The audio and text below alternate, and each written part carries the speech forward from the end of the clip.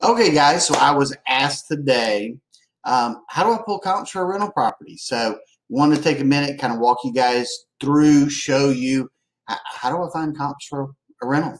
And it's you're going to find it's very, very similar to pulling comps for a regular property. So we're going to go into either our Paragon or into our Matrix or both. And we're going to go to search, and I'll show you where it is on both of them. And instead of going in looking for single family attached or single family attached, we're going to come down here to rental residential. And that's going to pull up our search page where we can go in and we can designate what it is that we're looking for. So let's say that we were looking for a rental, and we kind of knew the area we were looking in. Let's say that we were looking in Snellville.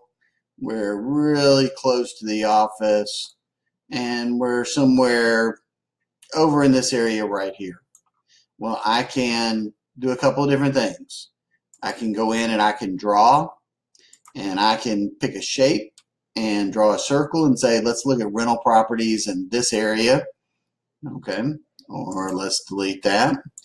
Or I could be much more targeted and say, let's look at rentals in this whole area. And every time I click on my polygon, it's going to drop a corner. And I just need to make it back to where I started to complete the shape. I can then go to search. If I don't want to search this way, I can certainly go search by the school system, search by the county, search by the city. But just like with purchases, everything's local.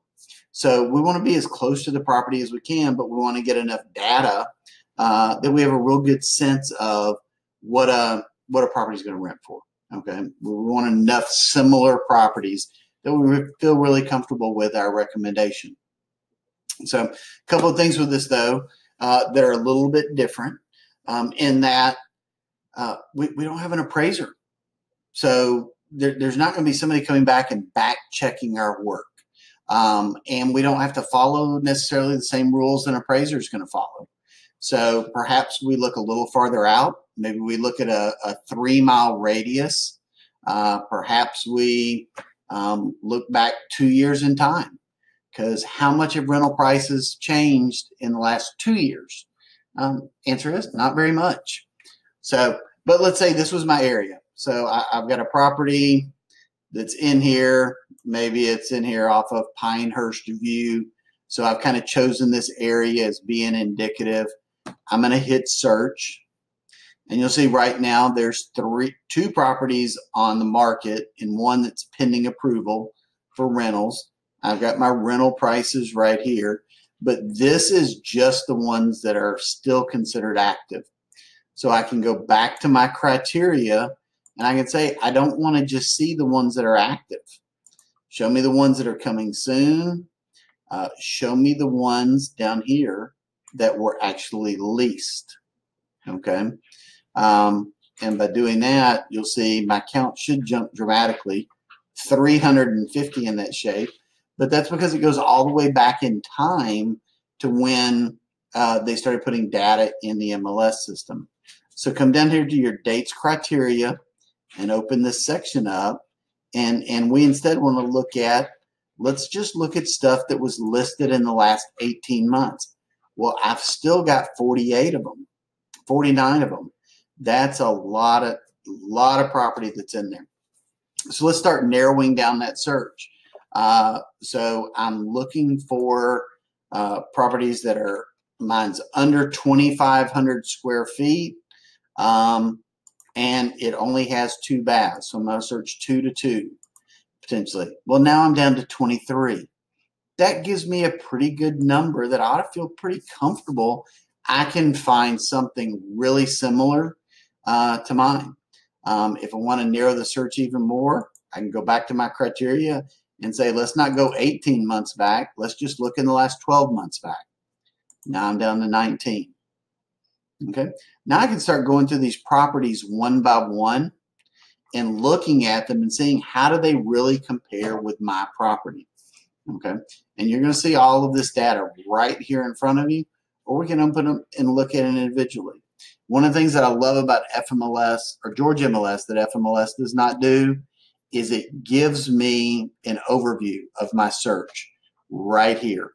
So you'll see in this area for properties under 2,500 square feet with 2 baths, that these are all renting at a minimum of $1,345, at a high of $1,675. The average is $1,500.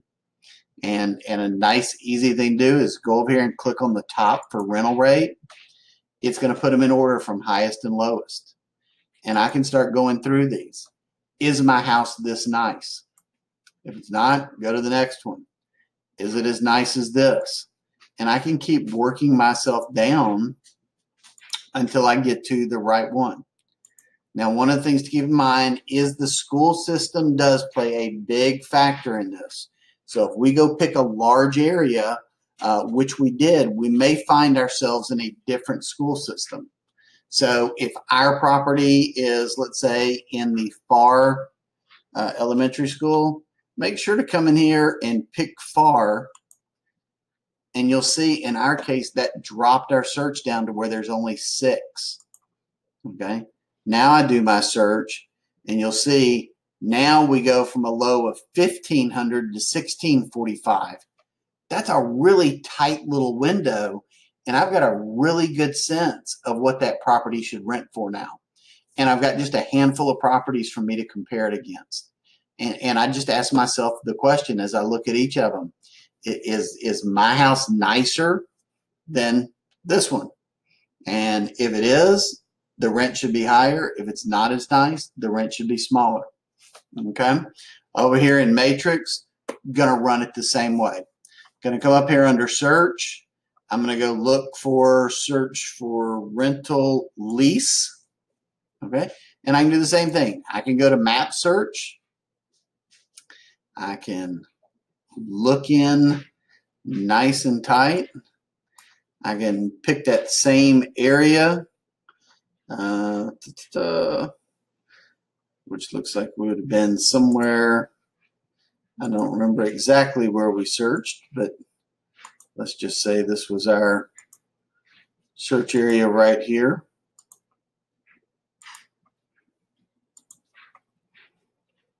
And I'm going to look for my results. No properties were found with my results. I'm going to go back to my criteria. I don't want to just look at active. I want to look at the closed. And now I have 3 matches. So that alone should give you a good indication that depending on the area we're looking at, FMLS is not as strong as Georgia MLS is. So as we move closer to Atlanta, you're probably going to find more data in FMLS. As we are more rural, you're going to find more data in Georgia MLS. But I'm going to follow the same process with this.